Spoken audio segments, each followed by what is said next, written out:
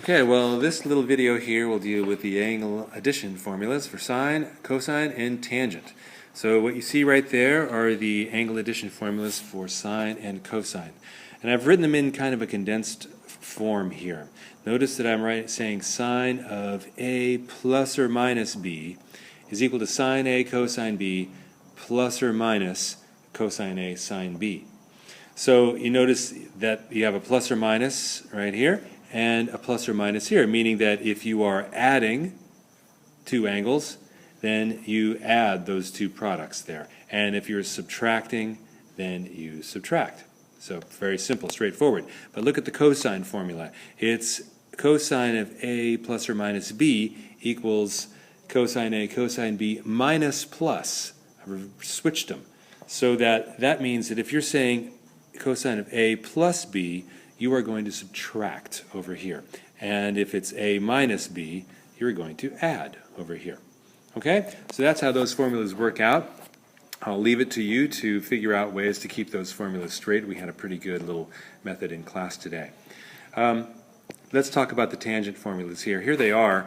They are pretty much identical to each other. The only difference, of course, is that the signs get switched. When it's A plus B, you have a plus on the top and a minus on the bottom. If it's A minus B, you have a minus on top and a plus on the bottom. So that's using those. We're going to take a look at some examples of all of these formulas here in this little video.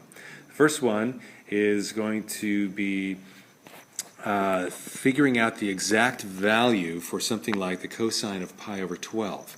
And it may not be obvious at first, but you could rewrite pi over 12 as pi over 3 minus pi over 4.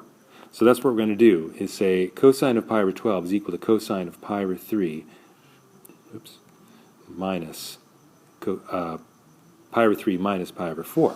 Then we can use the angle subtraction formula for cosine, which when you expand that out, that's going to give you cosine pi thirds, cosine pi fourths, and don't forget to switch the signs here. It'll be plus sine pi thirds, sine pi fourths. And then in just like in some of the examples that we did in class, once you expand it out, it's just a matter of using the values from your unit circle to replace these expressions. So cosine pi thirds, well, we know what that is. That is 1/2. Cosine of pi over 4 is root 2 over 2.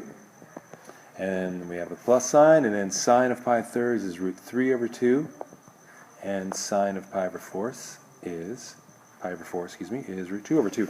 So multiplying these together over here, we get the square root of 2 over 4 plus, and then these two here, square root of 6 over 4. So that's our expression right there, root 2 plus root 6 all over 4. That's our kind of neat and tidy exact value for the cosine of pi over 12. So let's try one now with the tangent formula, the tangent of 105 degrees. Well, there are a lot of ways to take two numbers and add them up or subtract them to get 105. You could take 100 plus 5. You could take, 93 plus 12. You could go on all day figuring out two numbers that add up or subtract to 105. But if we're going to use one of these formulas, we want to use two numbers that are from the unit circle. And probably the most obvious pair that I could think of would be 60 plus 45. And again, there's lots of different combinations that'll work, but we'll just pick those two just for convenience. So now we'll use the tangent formula for addition, and that is going to mean that we say tangent 60 plus tangent 45 over 1 minus tangent 60 times tangent 45. So that's just replacing those numbers right into the angle addition formula for tangent. And just like we did with the previous example, once we do that, all we have to do is look on the unit circle and replace these trig expressions with the actual numbers. Tangent of 60, well, that's the square root of 3.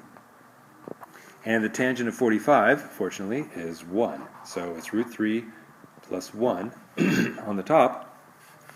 On the bottom of the fraction, we have a 1 minus, and then once again, tangent 60 is root 3. Tangent 45 is 1, so basically it's 1 minus the square root of 3.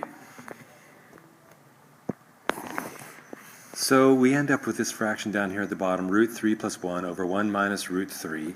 And we're going to take a look at that fraction right there and how we can simplify that fraction just for kind of a review on rationalizing the denominator of an irrational fraction there.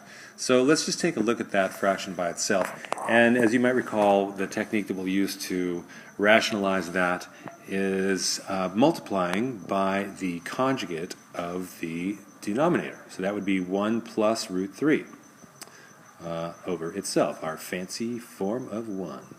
Big fa-foo. So now when we multiply those across, just kind of using the FOIL method, right? Root 3 plus 1, that gives you root 3. And root 3 times root 3 is, well, that's 3, isn't it? On the top, then we have 1 times 1, that's a 1. And 1 times root 3, that's another root 3. So root 3 plus 1 plus root 3. When we do the same thing on the bottom, this is kind of the point of using the conjugate. Our radicals will cancel each other out. But let's just work it through. 1 times 1, that's 1. 1 times root 3 is plus root 3. And then negative root 3, negative root 3 times 1 is minus root 3, and so you can see those will cancel out, and then we'll have negative root 3 times positive root 3, that's negative 3. So when you simplify the numerator, you get 2 root 3's, so 2 root 3 plus 4. When you simplify the denominator, you get a 1, okay, no more root 3's, and we have 1 minus 3, which is negative 2. So that's what we end up with next, and then we can just take this one more final step into simplifying this expression by dividing everything by negative 2. And that gives us a negative root 3 minus 2. And there's our final answer for the tangent of 105 degrees.